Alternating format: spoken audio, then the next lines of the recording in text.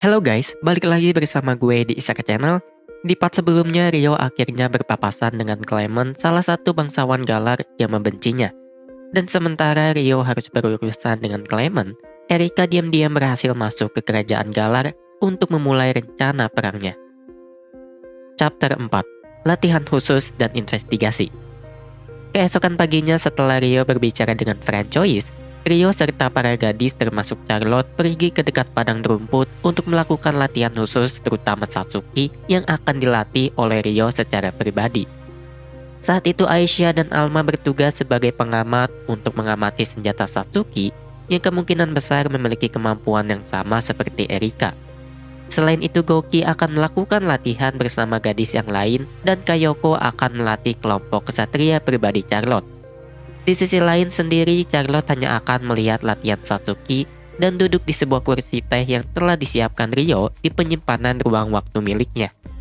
Dengan memerintahkan Satsuki untuk menyerang sesuka hati, maka latihan tempur mereka pun dimulai.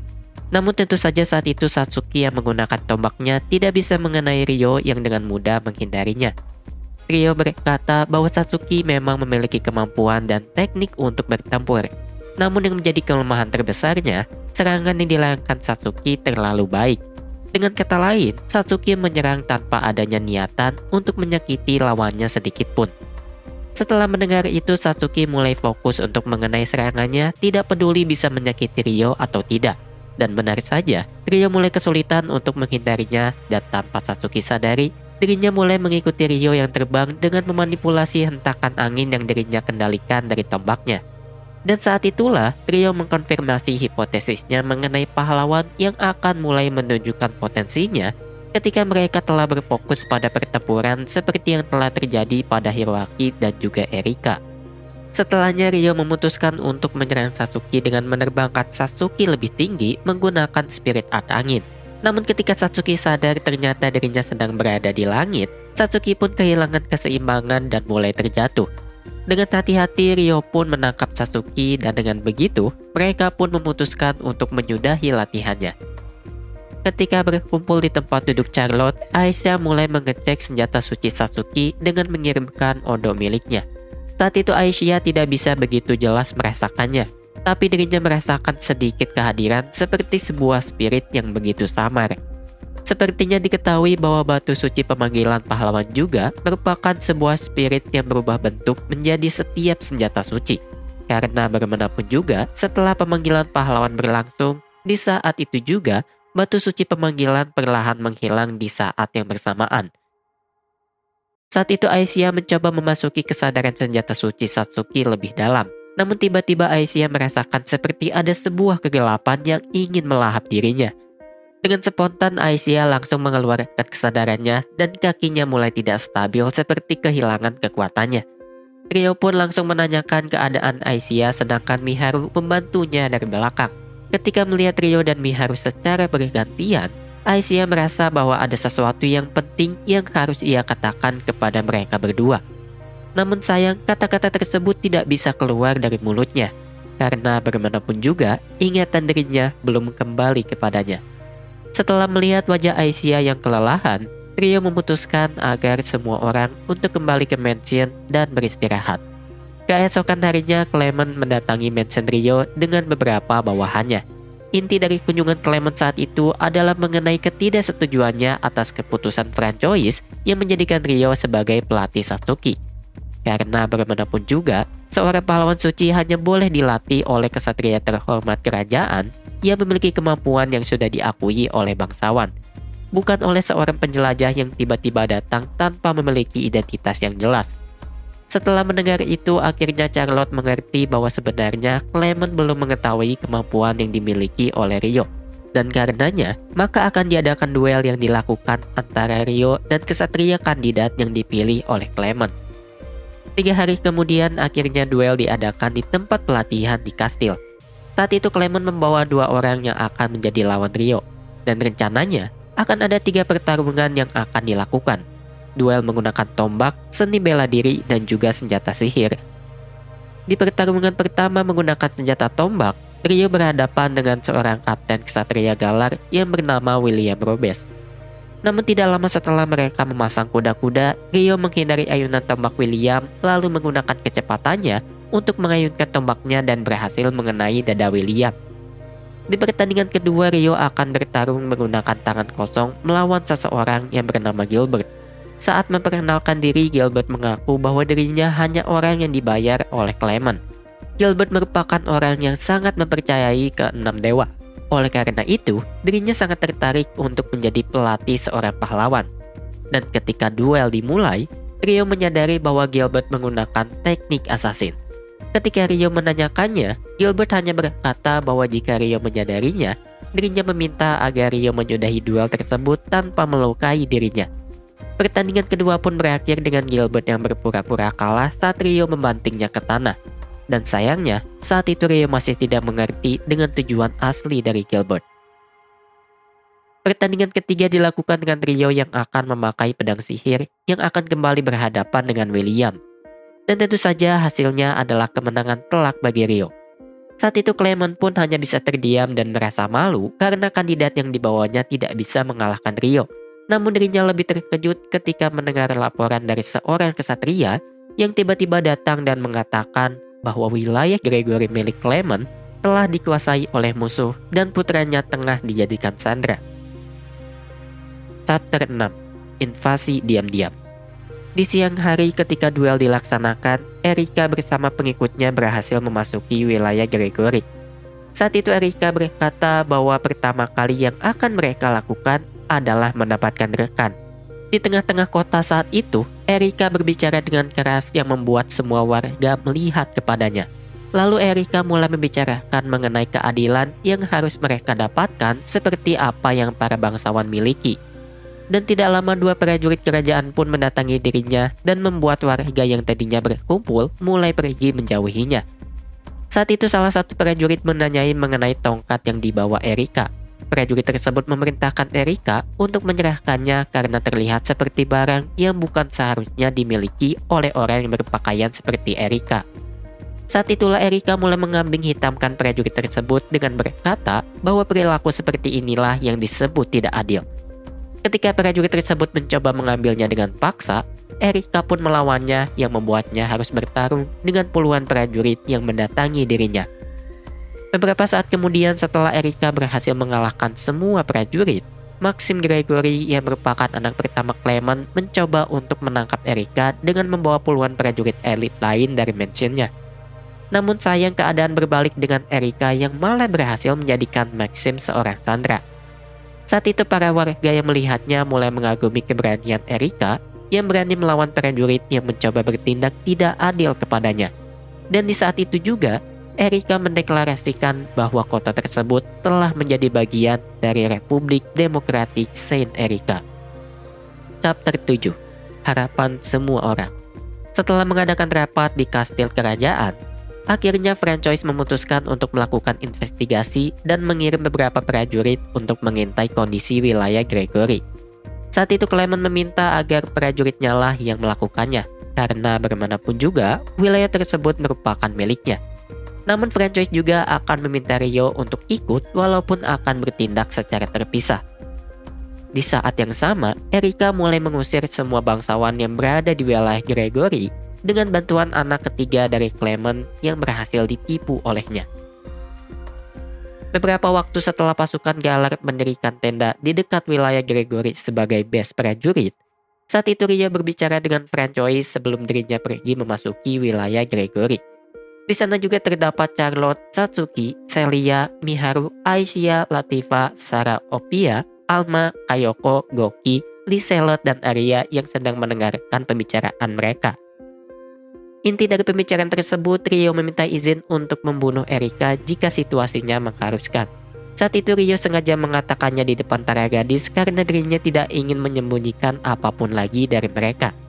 Setelahnya, Clement datang dan membawa 4 prajurit yang akan ikut dengannya untuk melakukan investigasi, dan di sana juga terdapat Gilbert yang sebelumnya melakukan duel dengan Rio. Rencananya Rio akan melakukan investigasi di distrik bangsawan, sementara kelompok Clement akan melakukannya di distrik pemukiman. Chapter 8. Pembunuhan. Sekitar beberapa jam berlalu, Rio dan Aisyah berhasil menyusup ke distrik bangsawan dan menghipnotis salah satu penjaga. Mereka berhasil mengetahui bahwa saat ini Erika sedang berada di distrik pemukiman dan baru akan kembali ketika sore hari. Sementara itu di distrik pemukiman, Erika sedang mengobati beberapa warga yang memiliki luka. Tidak lama seseorang datang dan memberitahunya bahwa prajurit bangsawan sedang mencarinya. Namun ketika menemuinya, ternyata kelompok prajurit milik Clement tersebut sedang menyandra seorang ibu dan anak perempuannya sambil mengatakan bahwa Erika adalah orang jahat dan meminta orang yang berada di dekat Erika untuk segera membunuhnya agar ibu dan anak perempuan tersebut bisa dibebaskan.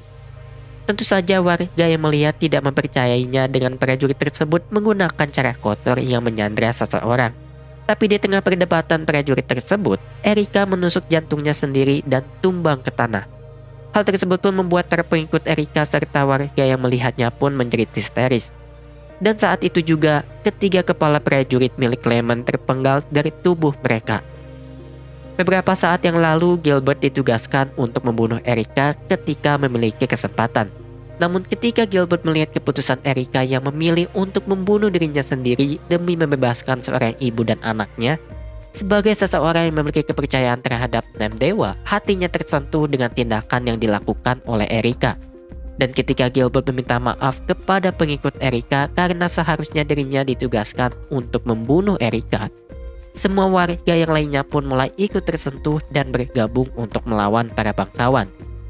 Tidak lama di tengah itu, tongkat yang berada di jantung Erika pun menghilang dan luka yang dimilikinya juga ikut tertutup. Erika yang dengan tenang kembali berdiri dan berkata bahwa dirinya akan ikut berperang dan melindungi mereka sebagai sang pahlawan. Dengan perintahnya, Erika memanggil monster miliknya yang muncul di samping kota dan membuat raungan yang terdengar di seluruh penjuru kerajaan. Chapter 9. Perang Suci. Setelah mendengar raungan monster milik Erika, Rio memutuskan untuk menahan dan melawan monster tersebut agar tidak menyebabkan kerusakan lebih parah seperti yang terjadi di kota Erikaburg. Sementara itu dirinya menyuruh agar Aisyah kembali ke tenda dan memperingatkan semua orang yang ada di sana. Namun ketika pergi ke tenda dan menyuruh agar semuanya pergi meninggalkan tempat tersebut, Goki dan para gadis menolaknya karena tidak ingin meninggalkan Rio sendirian. Di sisi lain, Rio berhasil memukul mundur monster tersebut dengan berbagai serangan spirit art dan teknik pedang yang dirinya gunakan. Setelah beberapa saat, akhirnya diputuskan bahwa Goki, Kayoko, Arya, dan Opia akan menahan Erika dan pasukannya di kota. Sementara Aisyah akan kembali kepada Rio untuk membantunya bertarung.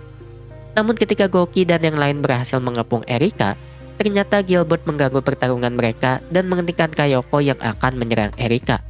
Dan akhirnya Kayoko harus berurusan dengan Gilbert, sementara Erika akan melawan Goki dan Arya sekaligus. Gilbert yang menggunakan sepasang belati berhasil menahan Kayoko yang bertarung menggunakan senjata sejenis katana. Namun tidak lama Gilbert kewalahan karena perbedaan teknik dan pengalaman yang mereka miliki. Dan akhirnya setelah beberapa menit pertarungan, Kayoko berhasil menusuk jantung Gilbert yang terlihat bahagia ketika melihat sosok Erika. Di sisi lain, Goki dan Arya berhasil menyayat tubuh Erika, memenggal kepalanya dan membelah tubuh Erika menjadi dua. Namun berapa kali pun Goki berhasil melakukannya, tubuh Erika akan kembali seperti semula seolah-olah serangan Goki tidak berdampak apapun kepadanya. Saat itu Erika mengangkat tongkatnya dan berusaha memanggil monster miliknya untuk melakukan serangan. Namun di detik-detik terakhir, monster miliknya tidak merespon perintahnya dan lalu menghilang. Saat itulah Goki menyadari Rio telah berhasil mengalahkan monster tersebut. Di sisi lain, Erika yang tadinya tidak merasakan apapun ketika diserang oleh Goki, tiba-tiba mulai memegangi kepalanya seperti orang yang sedang kesakitan. Chapter 10. Berjuang untuk seseorang. Ketika Goki dan yang lain terkejut dengan jeritan dari suara Erika, tiba-tiba tanah yang berada di sekitar Erika mulai tidak stabil dan tombak tanah di sekitarnya pun bermunculan yang mengarah ke Goki dan yang lain. Opia yang berada di langit pun menyuruh agar mereka naik ke atas Ariel dengan cepat dan segera terbang menjauh. Namun anehnya arah serangan semua tombak tanah tersebut ternyata menuju ke Aisyah yang berada di dekat Rio. Untuk beberapa saat Erika terlihat tidak memiliki ekspresi. Namun tiba-tiba suara tawa yang keluar dari mulut Erika terdengar seperti suara dari dua orang, yaitu suara tawa Erika yang biasanya dan suara seorang pria yang tidak diketahui. Dengan kecepatan yang tidak terduga, Erika terbang ke arah Aisyah dan mencoba menyerangnya. Namun ketika Rio dengan cepat berhasil menahannya, suara seorang pria yang keluar dari Erika berkata untuk tidak menghalangi dirinya dan menyebut Rio dengan nama Raja Naga. Di sisi lain, Aisyah memegangi kepalanya yang mulai merasa kesakitan. Rio mencoba menjauhkan Erika dengan menyerangnya menggunakan spirit art angin. Namun suara pria tersebut berkata bahwa kekuatan Raja Naga sepertinya melemah karena telah diambil oleh Aisyah. Rio yang tidak mengerti ucapan tersebut menghiraukannya dan bertanya kemana Erika yang sebenarnya. Tidak lama suara asli Erika keluar dan menyuruh agar suara pria tersebut untuk diam. Perilaku Erika pun mulai tidak stabil dengan adanya kehadiran dari pria tersebut.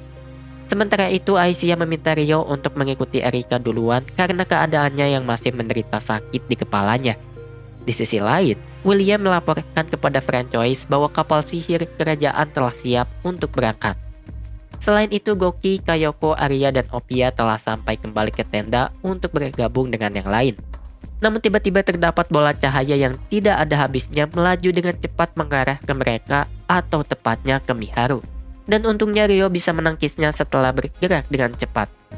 Suara pria yang keluar dari Erika kembali menyuruh agar Rio tidak ikut campur dan berkata agar dirinya bisa membunuh wanita tersebut sambil menunjuk ke arah Miharu. Namun lagi-lagi di danau di kejauhan, Erika mencoba mengeluarkan serangan berukuran besar yang mengeluarkan aura sihir yang menakutkan. Namun Rio menyadari bahwa dirinya tidak bisa menangkisnya dan harus memilih siapa yang akan diselamatkan olehnya. Saat itulah Aisyah muncul di samping Rio dan berkata bahwa akhirnya dirinya mengingat sesuatu. Bahwa karena Rio, dirinya bisa kembali menjalani hidup dan merasakan berbagai emosi. Tapi karena itu Aisyah tidak bisa mengembalikan kekuatan milik Rio. Karena akibatnya Rio akan dilupakan. Dan karena itu juga dirinya akan berusaha untuk menjaga kehidupan Rio yang saat ini dikelilingi orang-orang yang menyayanginya.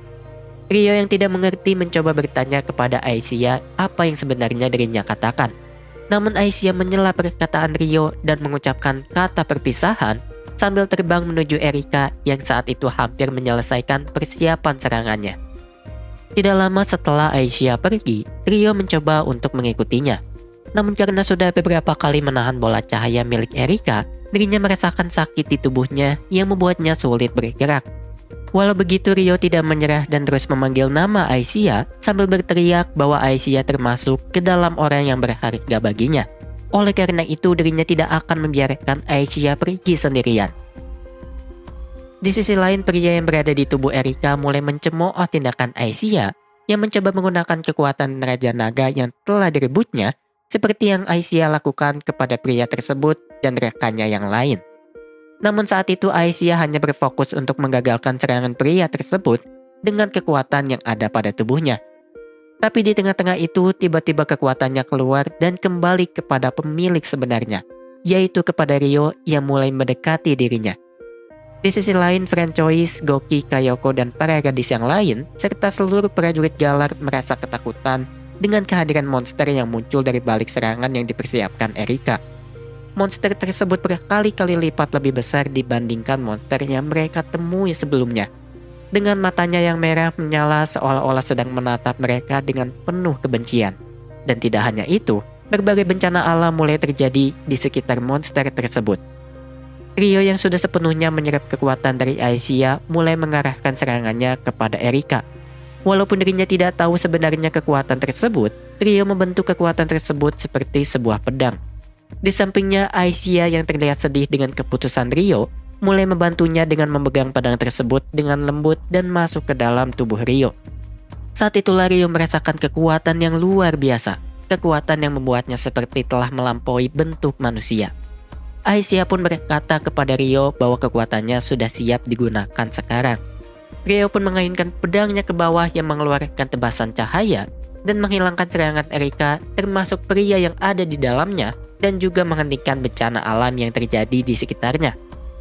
Setelah itu Rio mendekati Erika dan menusuk jantungnya menggunakan pedang tersebut. Dan Rio meminta maaf akan hal tersebut. Namun Erika berkata bahwa Rio adalah pria yang sangat baik. Karena lagi pula dirinya telah terlalu banyak menggunakan kekuatannya. Dan karena dirinya bisa benar-benar mati untuk saat ini, dirinya merasa sangat senang akan hal tersebut. Erika berkata bahwa manusia sangatlah kejam, dan karena itu dirinya tidak menyesali perbuatannya. Tapi di antara manusia yang kejam itu, terdapat pula manusia yang baik hati, yang terlalu baik sampai-sampai Erika menyebutnya idiot. Oleh karena itu, jika bersedia, Erika meminta kepada Rio agar mayatnya dikuburkan di sebuah tempat di samping makam tunangannya berada. Erika pun berterima kasih dan menyebut Rio sebagai pahlawan yang sebenarnya. Dirinya juga berpesan agar Rio berhati-hati dengan pahlawan yang lainnya. Dan akhirnya saat itu juga Erika telah benar-benar mati. Dulunya terdapat 14 pilar transendental di dunia, atau yang biasa disebut sebagai 14 orang yang melampaui bentuk manusia. Dan satu-satunya dewa yang berada di dunia membuat peraturan yang sangat tidak masuk akal. Peraturan yang bahkan ke-14 transendental tidak bisa menghindarinya. Dan sekarang, 1000 tahun setelah dewa tersebut membuat peraturan-peraturan itu, salah satu darinya telah diaktifkan. Di tempat Piharu dan yang lainnya berada, semua orang yang ada di sana merasa kebingungan. Tidak ada satupun yang mengerti apa yang baru saja terjadi. Yang mereka ingat adalah bahwa telah terjadi bencana alam yang luar biasa. Namun saat itu seseorang mulai bertanya, kenapa semuanya bisa berhenti dan siapa yang telah menghentikannya? Dan sayangnya, tidak ada satupun orang yang bisa menjawabnya. Karena bagaimanapun juga, mereka mulai melupakan sosok tersebut. Itulah ke-20 volume dari rangkuman cerita seri Gensoki yang memiliki ending yang mirip seperti sebuah film. Dengan belum diterbitkannya volume yang baru, mungkin ini akan menjadi yang terakhir gue ngerangkum cerita seri Gensoki. Terima kasih bagi para pendengar dan juga penonton dimanapun kalian berada. Sampai jumpa di season kedua anime seri Gensoki. Bye!